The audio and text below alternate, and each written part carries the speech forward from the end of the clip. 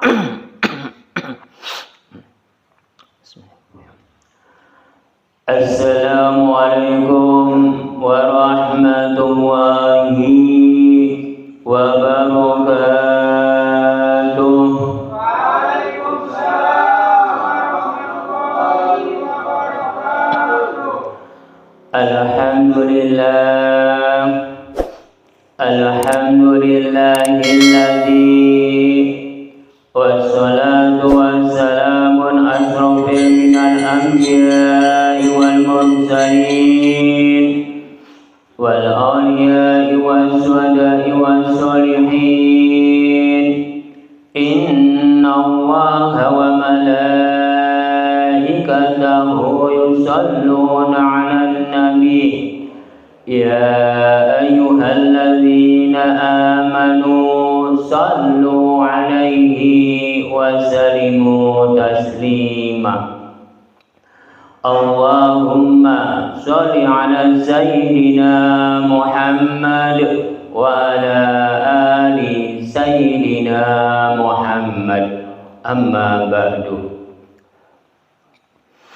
Para bapak, para ibu, dan para saudara-saudara yang saya hormati, para tokoh-tokoh masyarakat yang saya hormati, para alim ulama yang saya hormati, puji syukur alhamdulillah Allah telah melimpahkan rahmat-Nya dan hidayahnya kepada kita semua, dikasih kesehatan dan umur panjang sehingga kita bisa berkumpul, bertatap muka atau bermuajahah pada malam hari ini. Marilah kita bersama-sama berselawat serta salam kepada junjungan Nabi kita Muhammad sallallahu alaihi wasallam. Marilah kita bersama-sama tingkatkan keimanan kita, ketakwaan kita kepada Allah Subhanahu wa taala. Marilah kita bersama-sama belajar pengaosan pada malam hari ini. Minggu yang lalu udah nyampai ke ayat 2 di dalam surat Az-Zalzalah. Sekarang dilanjutkan ke ayat ketiga di dalam surat Az-Zalzalah ayat ketiga. Surat Al-Aljalah ayat ketiga ini udah tercantum di dalam kitab Al-Quran, udah tercantum di dalam Juz Amma. Saya membahas setiap ceramah-ceramah saya ini, membahasnya dan mengucapnya itu dari Al-Quran, bukan dari yang lain. Bila ada yang menyatakan dari yang lain, berarti orang itu berarti bodoh, tidak benar. Berarti orang itu menyatakan ceramah saya ini tidak dari Al-Quran, berarti orang itu bodoh, tidak pintar. Berarti orang itu tidak benar menyatakan seperti itu. Yang aslinya ceramah-ceramah saya itu sebenarnya itu dari kitab Al-Quran, dari Juz Amma, dan dari kitab Nur Jati, Insan Hamil, dan kitab Pancarurip Sejati Urip. Ketiga kitab itu tertumpuhnya itu di dalam huruf-huruf hijaiyah, bibitnya turutan atau bibitnya Juz Amma atau bibitnya Al-Quran. Huruf-huruf hijaiyah itu aslinya bibit-bibit dari Al-Quran, Juz Amma atau turutan. Bila tidak ada huruf-huruf hijaiyah seperti di dalam kitab Nurjati, seperti di kitab Pancar Urip Sejati Urip, seperti di dalam kitab Insan Hamil. Entah tidak adalah kitab Al-Quran, entah tidak adalah kitab Juz Amma atau turutan. Seluruh kitab itu mengambilnya dari huruf-huruf hijaiyah semua. Karena bibitnya kitab itu, bibitnya dari kitab Al-Quran itu adalah huruf-huruf hijaiyah, tidak ada yang lain. Saya ceramah pada malam hari ini menerangkan tentang di dalam surat Az-Zalzalah ini, di dalam kitab Al-Quran, juga di dalam kitab Nurjati, kitab Pancar Urip Sejati Urip, dan kitab Insan Hamil. Ketika kitab itu semuanya itu dari Al-Quran semua, bukan dari yang lain. Bila ada yang menyatakan kitab Insan Hamil, kitab Nurjati, kitab Pancar Urip Sejati Urip itu bukan dari bagian-bagian Al-Quran, berarti orang itu bodoh, berarti orang itu tidak pintar, berarti orang itu tidak benar. Saya menyatakan seperti itu karena ada yang menyampaikan dari saya, ceramah saya ini bukan dari Al-Quran. Jadi saya membenahi, saya membela diri karena saya yang ceramahkan ini adalah dari kitab Al-Quran. Semua yang saya ceramahkan ini semuanya dari Al-Quran, tidak ada yang lain. Saya mempertegaskan seperti itu karena ada suara sumbang-sumbang yang menerangkan bahwa ceramah saya ini bukan dari kitab Al-Quran. Saya wajib membela diri, jadi saya mempertegaskan, saya ceramah ini dari kitab Al-Quran, cuman mengambilnya dari Juz Amma. Kalau Juz Amma itu akhir-akhirnya dari Quran, berarti Juz Amma itu yang paling tinggi daripada Al-Quran. Itu saja yang saya terangkan. Saya lanjutkan di dalam surat Az-Zalzalah ayat 3 yang berbunyi, A'udzu billahi minasy syaithanir rajim.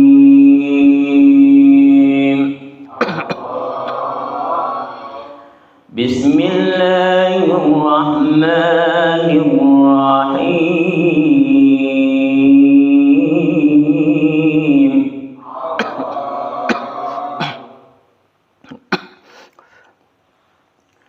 وقال الإنسان ما لها,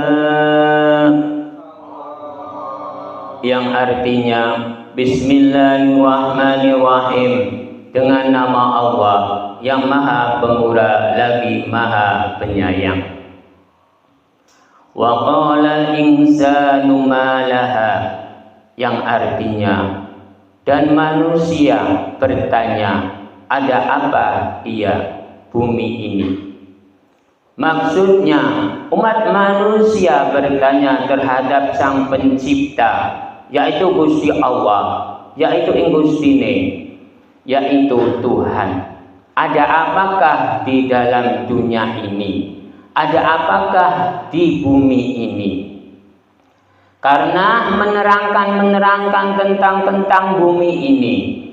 Bumi ini telah kacau balau karena atas perbuatan umat manusianya, karena tidak melestarikan bumi ini.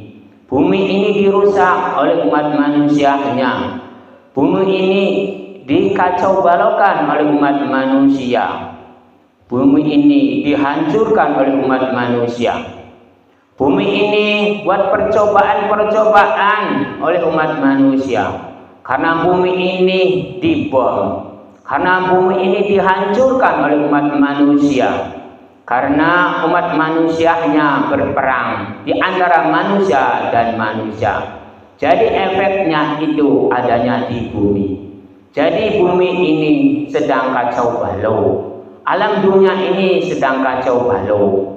Karena alam dunia ini adalah bumi. Bumi ini adalah alam dunia. Bila bumi ininya kacau balau, berarti alam dunianya kacau balau. Karena alam dunia ini dikacau balaukan oleh umat manusianya. Karena umat manusianya hobinya berperang.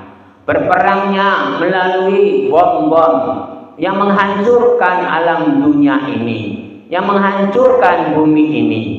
Entar efeknya terhadap kita semua, yaitu terhadap umat manusia.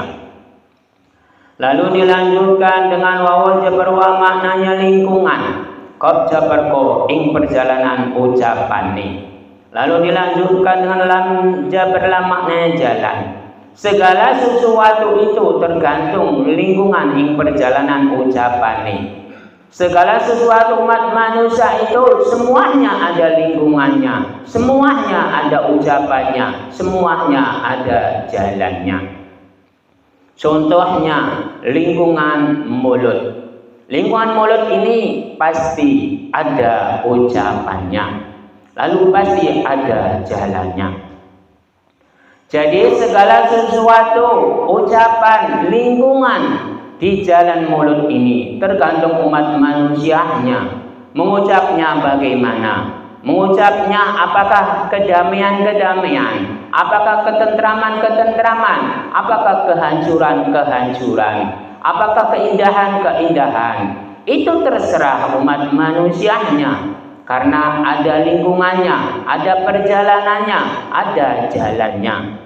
Semua Sang Pencipta itu menyediakan semua, tergantung umat manusianya memilihnya yang mana. Memilihnya yang damai atau memilihnya yang perang. Apakah memilihnya ketentraman atau memilihnya kekacauan? Apakah memilih keindahan?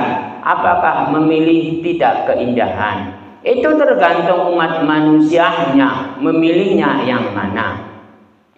Karena Gusti Allah atau Sang Pencipta atau Gusti ini itu sudah menyediakan tentang lingkungan ing perjalanan ucapan ini.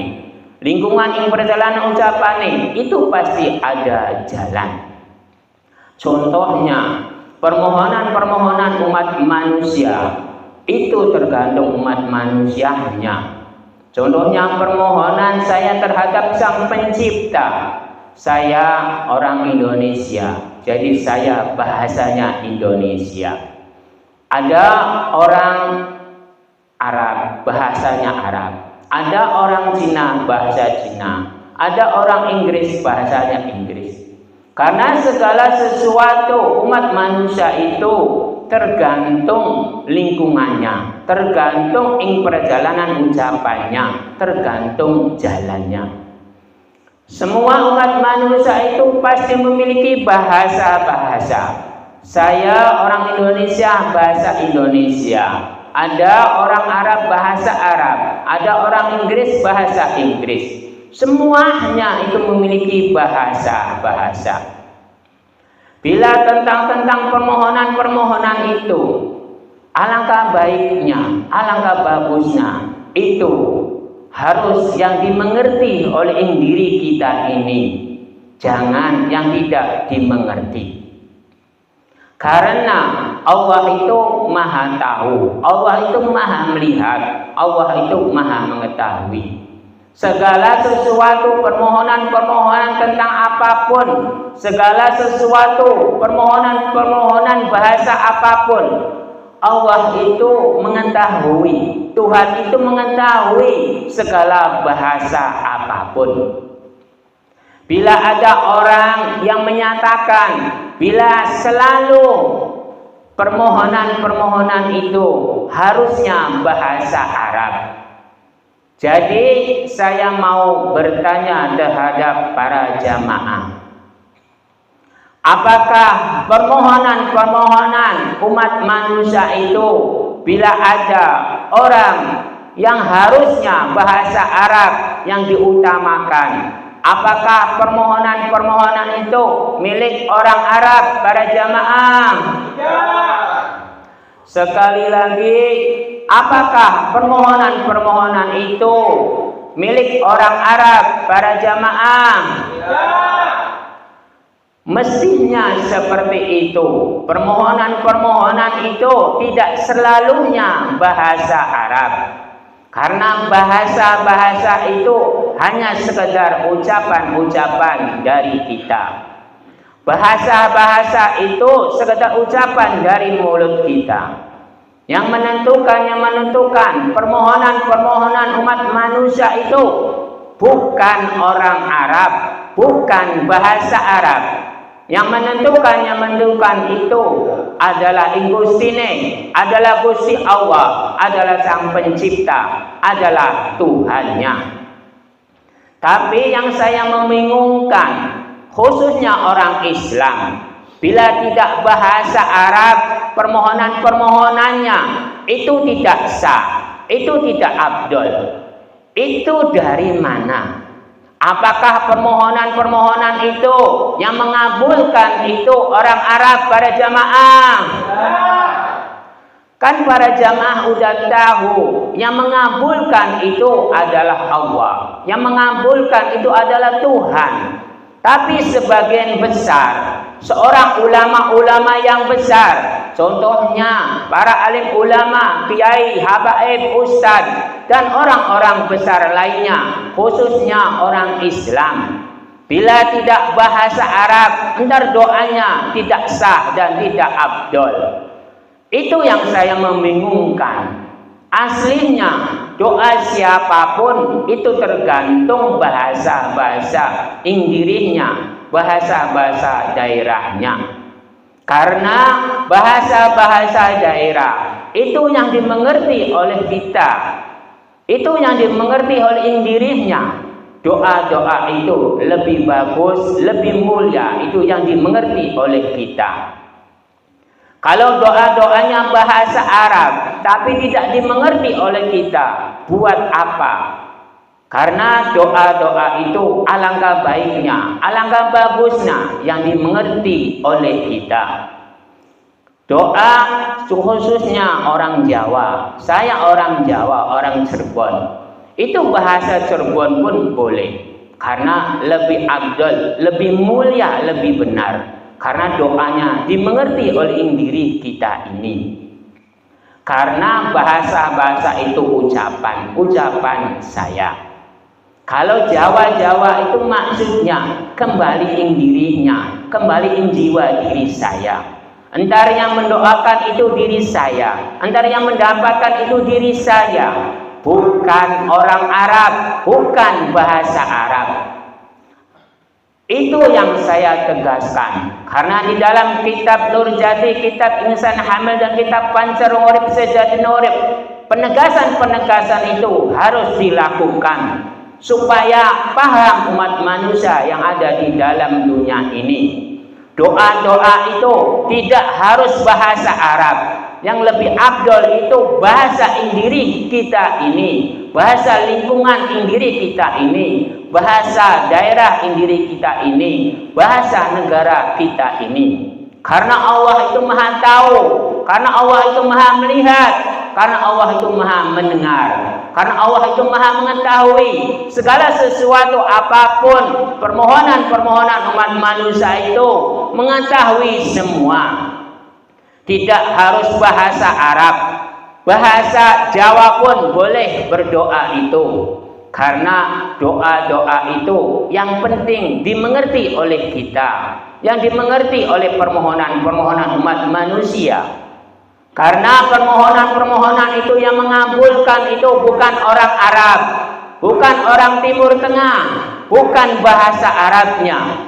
Yang mengabulkan doa-doa itu adalah Tuhan, adalah Allah, adalah Sang Pencipta, adalah Ingustine. Segala sesuatu permohonan-permohonan itu semuanya yang mengabulkan itu adalah Allah, adalah Tuhan, ada Ingustine, adalah Sang Pencipta. Bukan orang Arab, bukan bahasa Arab, bukan Timur Tengah, bukan seorang nabi, bukan seorang sahabat, bukan seorang imam, bukan seorang para aulia atau wali atau para alim ulama atau habaib atau ustadz atau kiai atau orang awam. Yang mengabulkan itu semua adalah Tuhan, adalah Allah, adalah Sang Pencipta, adalah Engustine. Bukan makhluknya, bukan bahasanya, bukan daerahnya. Semuanya yang mengabulkan segala sesuatu itu adalah Sang Pencipta. Permohonan apapun itu yang mengabulkan adalah Sang Pencipta. Jadi permohonan-permohonan itu alangkah bagusnya, alangkah baiknya. Itu bahasa diri saya sendiri. Karena Allah itu maha tahu, maha melihat, maha mengetahui, maha mendengar. Jadi kita semua ini bahasa-bahasa yang dimengerti oleh diri kita ini. Jangan ikut-ikutan bahasa orang lain kalau tidak mengerti. Jadi saya berpesan tentang doa itu, alangkah baiknya, alangkah bagusnya, yaitu bahasa-bahasa diri saya sendiri. Saya orang Jawa, bahasa Jawa saja. Karena bahasa-bahasa itu ucapan saya sendiri. Lalu Jawa-Jawa itu kembali diri saya, kembali jiwa saya. Yang mendapatkan diri saya, yang membahagiakan diri saya, bukan orang lain. Karena yang mendoakan dan yang mendapatkan itu diri saya, bukan daerahnya, bukan nabinya, dan bukan orang-orang yang tertentu yang menyatakan harus bahasa Arab bila berdoa, khususnya orang Islam. Tapi di kitab saya, doa-doa itu tidak harus bahasa Arab. Yang penting dimengerti oleh kita ini. Jadi doa-doa itu yang penting dimengerti oleh diri kita ini. Jangan ikut-ikutan bahasa Arab bila tidak mengerti maknanya. Yang penting ngerti maknanya, yaitu bahasa dirinya di sendiri. Jangan ikut-ikutan yang tidak mengerti. Lalu dilanjutkan dengan lam mati Gusti Allah gawe dalan. Alif jarai ing badane Gusti Allah tidak berbentuk, tidak berwujud, tapi nama. Nun mati Gusti Allah gawe petunjuk. Gusti Allah gawe jalan.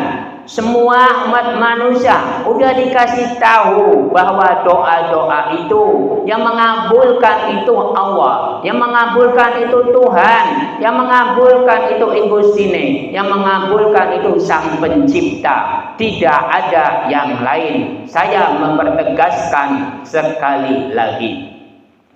Lalu dilanjutkan dengan alif jari ing badane Gusti Allah tidak berbentuk, tidak berwujud, tapi nama, tidak berwarna.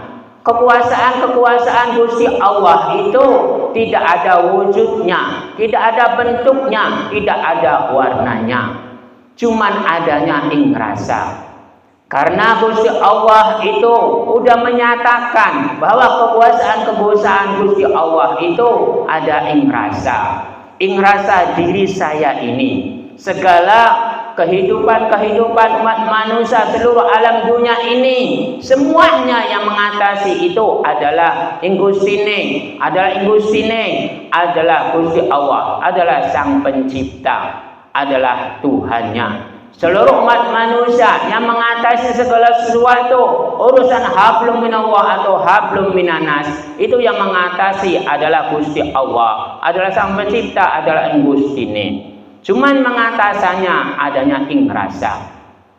Segala sesuatu, kekuasaan Gustine itu adanya ing rasa segala sesuatu. Rasa kesehatan, rasa kesenangan, rasa kepahitan, rasa kemuliaan, rasa keindahan di dalam perjalanannya. Semuanya ada ing rasa. Karena Sang Pencipta itu adanya ing rasa. Rasa welas asih, rasa kasih sayang terhadap makhluk-makhluknya. Itulah yang paling terbesar. Karena kekuasaan Gustine itu adanya ing rasa. Rasa welas asih dan rasa kasih sayang. Lalu dilanjutkan dengan non mati Gusti Allah gawe petunjuk. Sinja persa satu alih ing perjalanan ing satu huni.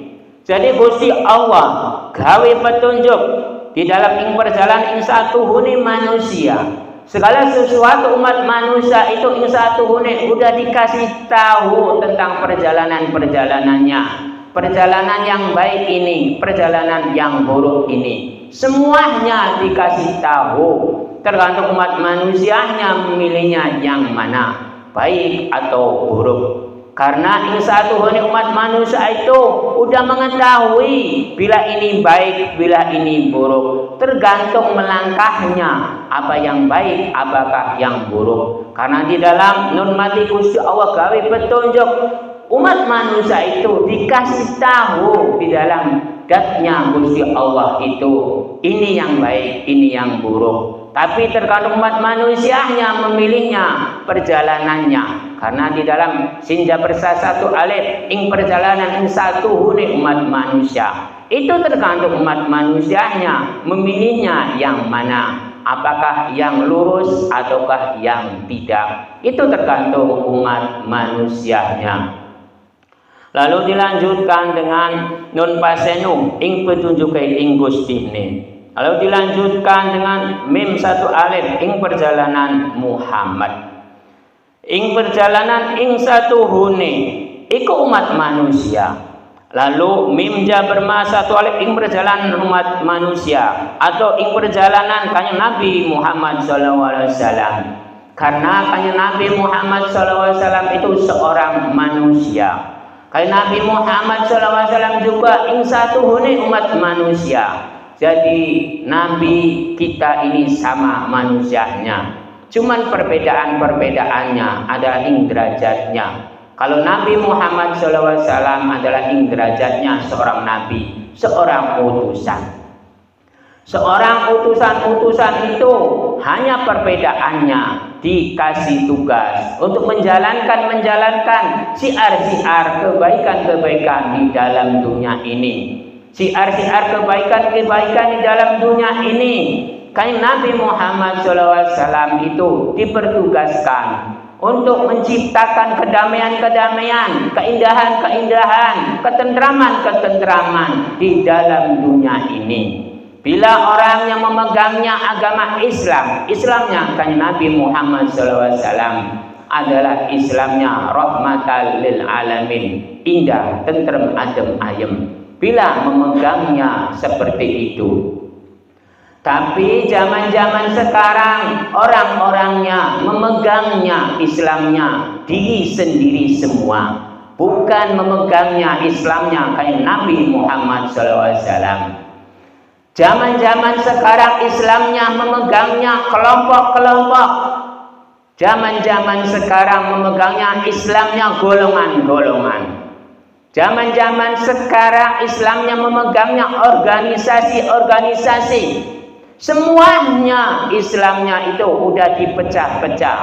Ada yang dari partai, ada yang dari golongan, ada yang dari dirinya sendiri. Bukan mengambilnya dari Islamnya kayak Nabi Muhammad SAW. Bila mengambilnya Islamnya kayak Nabi Muhammad SAW, mengikuti ing perjalanan kayak Nabi Muhammad SAW. Di dalam mim jabar ma 1 alif ing perjalanan kayak Nabi Muhammad SAW. Islamnya itu rahmatan lil alamin, indah, tentrem, adem, ayem. Tapi zaman-zaman sekarang Islamnya mengikuti partai-partai, mengikuti golongan-golongan, mengikuti aluran-aluran atau aliran-aliran. Aliran ini, aliran itu, semuanya campur baur, semuanya campur aduk. Karena mengakunya dirinya yang paling benar, karena mengakunya dirinya yang paling pintar, karena mengakunya dirinya yang paling suci. Di antara 1 dan 2, di antara 3 dan 4, semuanya mengakunya benar semua, semuanya mengakunya pintar semua, semuanya mengakunya suci semua. Itu zaman-zaman sekarang Islamnya mengambilnya yang paling benar, mengambilnya yang paling suci, mengambilnya yang paling pintar. Itu zaman-zaman sekarang. Tidak seperti kayak Nabi Muhammad SAW. Kalau kayak Nabi Muhammad SAW mengambilnya kebaikan-kebaikan di dalam perjalanan-perjalanan, siar-siar agamanya, siar-siar kehidupannya, siar-siar perjalanannya, semuanya anjuran-anjuran kain Nabi Muhammad SAW itu adalah syiar-syiar kebaikan, bukan syiar-syiar kebenaran, bukan syiar-syiar kepintaran, bukan syiar-syiar kesucian. Karena kain Nabi Muhammad SAW mengambilnya syiar-syiar kebaikan. Umat manusia itu mengambilnya yang baik, bukan mengambilnya yang pintar, bukan mengambilnya yang suci, bukan mengambilnya yang benar. Karena kan Nabi Muhammad SAW mengetahui bahwa yang pintar itu Gusti Allah, yang benar itu Gusti Allah, yang suci itu Gusti Allah. Manusia itu hanya sekedar mendapatkannya. Manusia itu baik di dalam perjalanannya.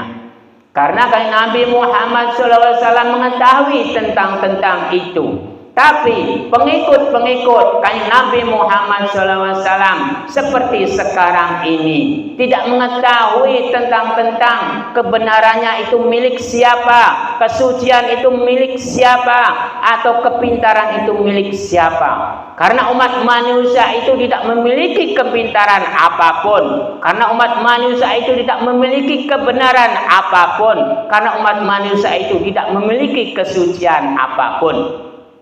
Itu di dalam kitab Nurjati menyatakan seperti itu. Karena umat manusia itu sudah ditakdirkannya dua unsur, yaitu kadang baik, kadang tidak. Apakah umat manusia itu yang kadang baik, kadang tidak? Apakah dinyatakan suci? Apakah tidak para jamaah? Apakah umat manusia memiliki kepintaran, kadang-kadang memiliki kekurangan? Apakah itu dinyatakan pintar? Apakah umat manusia itu menjalankannya kadang benar, kadang tidak? Apakah itu dinyatakan suci? Berarti umat manusia itu mengetahui tentang itu kalau kayak Nabi Muhammad SAW. Tapi pengikut-pengikut kayak Nabi Muhammad SAW seperti sekarang ini tidak mengetahui tentang kebenaran, kesucian, kepintaran. Itu menganggapnya dirinya yang paling pintar, menganggap dirinya yang paling benar, menganggap dirinya yang paling suci. Padahal umat manusia itu ditakdirkannya dua unsur, kadang benar, kadang tidak, kadang pintar, kadang tidak, kadang suci, kadang tidak. Karena umat manusia itu di dalam perjalanan umat manusia itu kadang-kadang menjalankan kesucian, kadang-kadang menjalankan kemaksiatan. Jadi saya mempertegaskan itu di dalam kitab Nurjati. Karena kitab Nurjati penegasannya seperti itu. Saya berani, siapa yang mau bertanya saya jawab. Karena saya ada kitabnya, karena saya ada rumus-rumusnya, ada dalilnya, ada hadisnya. Saya seperti ini menyatakannya. Takdir umat manusia itu ada dua, kadang baik, kadang buruk. Bila umat manusia itu kadang baik, kadang buruk, apakah dinyatakan baik? Tidak. Umat manusia itu kadang pintar, kadang tidak.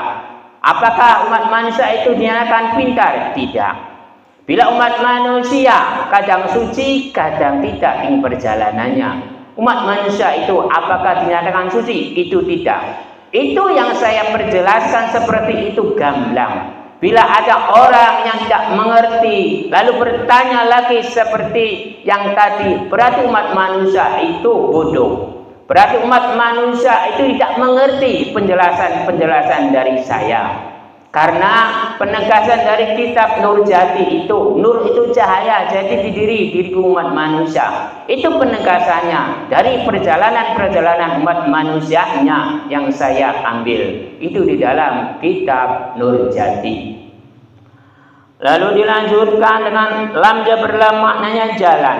Lalu dilanjutkan dengan ha jabar ha satu alif ing perjalanan akhirat. Umat manusia antar besok itu entar ada perjalanan-perjalanan di dalam akhirat. Karena akhirat itu entar dikumpulkannya umat manusia itu di alam mahsyar. Segala sesuatu perbuatan-perbuatan umat manusia di dalam dunia ini semuanya entar dikumpulkannya di alam mahsyar umat manusia itu. Karena umat manusia itu entar dikumpulkan di alam mahsyar lalu melewati alam pertimbangan baru surga neraka. Kalau udah waktunya, yaitu udah kiamat kubro, lalu dibangkitkanlah alam kubur itu, lalu dikumpulkanlah di dalam akhirat. Akhirat itu alam mahsyar. Bila ada orang yang menyatakan tentang amal ibadah seperti sedekah jariyah, amal jariyah di dalam dunianya, entar pembalasannya, entar di akhirat, entar orang itu kaya raya. Itu dibohongi orang-orang itu oleh yang mengucapnya. Karena di dalam dunia itu hanya jasad yang memiliki kekayaan. Kalau roh itu tidak memiliki kekayaan. Karena roh itu tidak memiliki tentang harta benda, tidak menginginkan harta benda. Karena roh itu bukan jasad. Bila ada orang yang menyatakan seperti itu, entar di akhirat, entar umat manusia yang suka beramal, sedekah jariyah, amal jariyah, entar amal jariyahnya, sedekah jariyahnya, atau harta bendanya dilipat gandakan entar besok. Berarti umat manusia itu salah besar. Yang mengucap itu berarti membohongi orang-orang yang beramal. Karena harta benda itu adanya di dalam dunia, bukan adanya di dalam akhirat. Kalau di dalam akhirat itu maknanya orang-orang umat manusia itu dikumpulkannya di dalam akhirat. Entar melewati alam pertimbangan. Bila udah melewati alam pertimbangan, entar adalah surga dan neraka yang didapatkannya. Surga dan neraka itu kuncinya adanya di dalam kubur. Bila alam kuburnya mendapatkan nikmat, entar mendapatkanlah surga. Bila di dalam kuburnya mendapatkan siksa, entar mendapatkan nerakalah. Karena kunci surga dan neraka itu adanya di dalam kubur. Kunci alam kubur adanya di dalam dunia.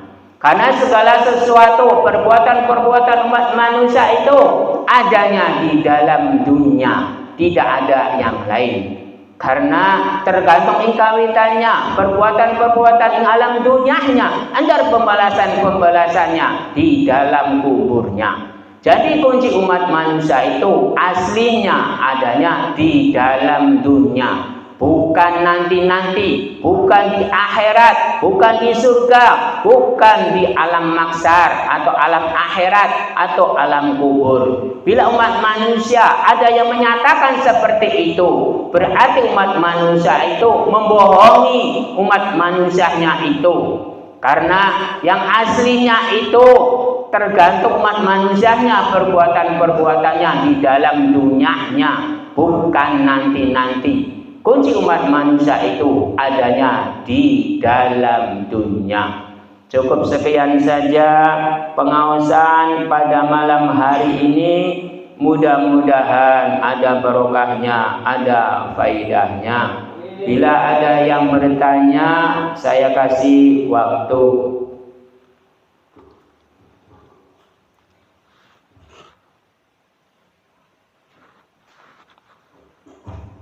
Assalamualaikum warahmatullahi wabarakatuh. Waalaikumsalam warahmatullahi wabarakatuh. Izin bertanya Pak Ustaz. Di sini dijelaskan permohonan apapun bahasa apapun harus dimengerti intinya. Lalu untuk apa para nabi, para wali dan lain sebagainya menganjurkan bahasa Arab? Sekian saja. Assalamualaikum warahmatullahi wabarakatuh. Waalaikumsalam warahmatullahi wabarakatuh. Ya, saya jawab, seorang nabi atau seorang sahabat atau seorang para wali atau habaib atau kiai atau para alim ulama atau ustadz menganjurkannya itu harus bahasa Arab. Itu bagi yang mengerti. Bagi yang tidak mengerti, itu bahasa Inggrisnya saja. Karena umat manusia itu, Allah itu maha tahu, Allah itu maha melihat, Allah itu maha mendengar, Allah itu maha mengetahui segala bahasa apapun. Bila zaman-zaman dulu memang itu harus bahasanya Arab. Waktu itu kayak Nabi Muhammad SAW berdiam dirinya di Arab, yaitu harus bahasa Arab karena bahasa daerahnya. Islamnya itu belum tersebar ke Pulau Jawa, masih adanya di Arab. Tapi sekarang Islamnya udah merambah ke seluruh dunia. Islamnya itu udah bermacam-macam daerah, udah bermacam-macam negara. Jadi bahasa apapun boleh. Bahasa Indonesia boleh, bahasa Cina boleh, bahasa Inggris boleh, bahasa Arab juga boleh kalau mengerti. Tapi khususnya orang Jawa itu kalau tidak mengerti tentang bahasa Arab dan tidak mengerti maknanya atau artinya, itu bahasa Jawa saja. Karena bahasa Arab itu yang dimengerti. Bila tidak dimengerti, bahasa Jawa saja. Karena bahasa itu ucapan indiri saya. Jawa itu indiri dan jiwa saya. Jadi yang penting dimengerti oleh indiri saya. Allah itu maha melihat, maha mengetahui, maha mendengar, dan maha segala-galanya. Jadi berdoa itu yang penting dimengerti oleh diri saya. Di dalam kitab Nurjati menyatakan, bila berdoa itu bahasa diri saya sendiri, itu dibenarkan, itu dibaguskan, itu dimuliakan. Bila ada orang alim ulama atau kiai atau ustadz atau habaib menyatakan bila tidak bahasa Arab itu tidak benar dan tidak abdol, entar saya bertanya terhadap para kiai, para ustadz, para alim ulama atau para habaib, apakah yang mengabulkan itu bahasa? Apakah yang mengabulkan itu umat manusia? Yang mengabulkan itu adalah Ingustine, yang mengabulkan itu adalah Tuhan, yang mengabulkan itu adalah Allah, yang mengabulkan itu adalah Sang Pencipta, bukan makhluknya, bukan bahasanya, bukan habaib, bukan para alim ulama atau kiai atau ustadz. Bila ada ustadz yang menyatakan seperti itu, bila ada kiai yang menyatakan seperti itu, bila ada alim ulama yang menyatakan seperti itu, bila ada habaib yang menyatakan seperti itu, entar saya pertanyakan seperti itu. Cukup sekian yang saya jawab, hanya itu. Siapa lagi?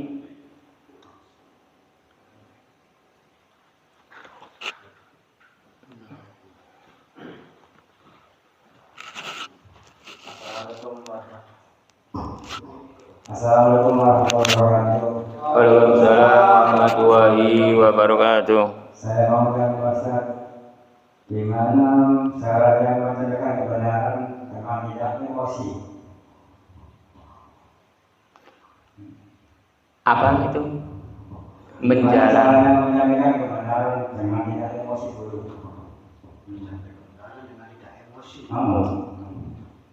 Ya, saya jawab. Saya menerangkan tentang penjelasan kebenaran tanpa emosi. Itu tergantung alur-alurnya. Karena alur-alur itu adanya di dalam pikiran, di dalam peredaran darah. Saya mempertegaskan pada malam hari ini menjalankannya kebenaran. Saya ini bukan emosi, tapi mempertegaskan. Bila ada orang yang menyatakan tentang doa itu harus bahasa Arab. Kalau kata saya, ini bahasa apapun boleh. Karena Allah itu maha mendengar, maha melihat, maha mengetahui, dan maha segala-galanya. Bila ada orang menyatakan tidak adil atau tidak benar tentang menyatakan doa-doa, tidak abdol atau tidak sah tentang bila tidak bahasa Arab. Alangkah baiknya di dalam kitab saya, yaitu bahasa Inggiri. Bahasa Inggiri itu maksudnya bahasa daerahnya yang dimengerti oleh saya, karena Allah itu lebih tahu dari umat manusia. Entar yang mengabulkan itu Allah, bukan bahasanya atau orang lain. Jadi yang mengabulkan tentang doa-doa itu adalah Sang Pencipta atau Gusti Allah. Saya ceramah pada malam hari ini menerangkan tentang kebaikan-kebaikan. Itu tidak emosi. Saya ini hanya mempertegas supaya tegas, supaya jelas. Kalau tidak tegas, tidak jelas, entar tidak dimengerti oleh orang lain dan para jamaah. Saya sebenar-benarnya menyatakan seperti itu, tapi tidak emosi. Saya melakukannya dengan ketegasan, dengan ketulusan, dan yang sebenar-benarnya. Karena tentang bahasa, tentang ucapan, itu alangkah baiknya, alangkah bagusnya yang dimengerti oleh kita, yang dimengerti oleh diri saya sendiri. Yang penting itu tentang permohonan. Allah itu maha mengetahui, maha melihat. Siapa lagi yang mau bertanya? Assalamualaikum warahmatullahi wabarakatuh. Izin bertanya, Kang Ustaz, mau menanyakan, bila mana kita semua sudah dikumpulkan di alam mahsyar atau alam pertimbangan, apakah hanya orang Islam saja yang mendapatkan syafaat? Kalau hanya orang Islam saja, bagaimana dengan agama yang lainnya? Itu saja. Terima kasih. Ya, saya jawab. Antara umat manusia itu dikumpulkannya di alam mahsyar. Semuanya umat manusia itu dikumpulkan di alam mahsyar, bukan orang Islam saja. Seluruh umat manusia itu dikumpulkan di alam mahsyar. Tentang syafaat itu, semua umat manusia itu mendapatkan syafaat semua. Karena syafaat itu maknanya permohonan. Jadi tergantung umat manusianya permohonannya bagaimana. Waktu di dalam dunianya, waktu perjalanan di dalam dunianya, entar mendapatkannya permohonan tentang apa, itu tergantung ingusine, tergantung Gusti Allah, tergantung Sang Pencipta, tergantung Tuhannya. Siapa saja yang mendapatkan syafaat permohonan yang dikabulkannya. Kuncinya yaitu di dalam dunia. Di dalam dunia itu kuncinya adanya di dalam amal perbuatan umat manusia yang ada di dalam dunianya, tingkah laku perilakunya. Bila umat manusia tingkah laku perilakunya, umat manusia itu perjalanannya, sholatnya udah betul, sedekah jariyahnya udah betul, amal jariyahnya udah betul, dan ibadah-ibadah yang lainnya udah betul, udah dipastikan umat manusia antar besok itu mendapatkan kenikmatan di dalam entar. Kalau dalam bahasa Jawanya, pembalasannya entar mendapatkan kenikmatan itu adalah surgawi.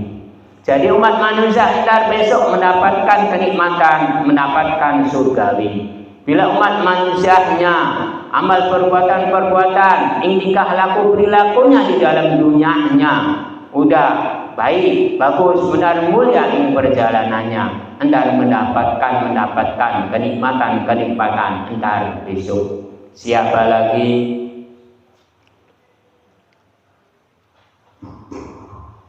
Assalamualaikum warahmatullahi wabarakatuh. Waalaikumsalam warahmatullahi wabarakatuh.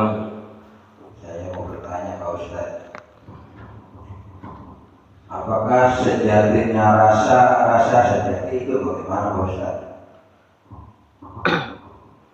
Ya, saya jawab. Assalamualaikum warahmatullahi wabarakatuh. Waalaikumsalam warahmatullahi wabarakatuh. Ya, saya jawab. Rasa sejati, rasa.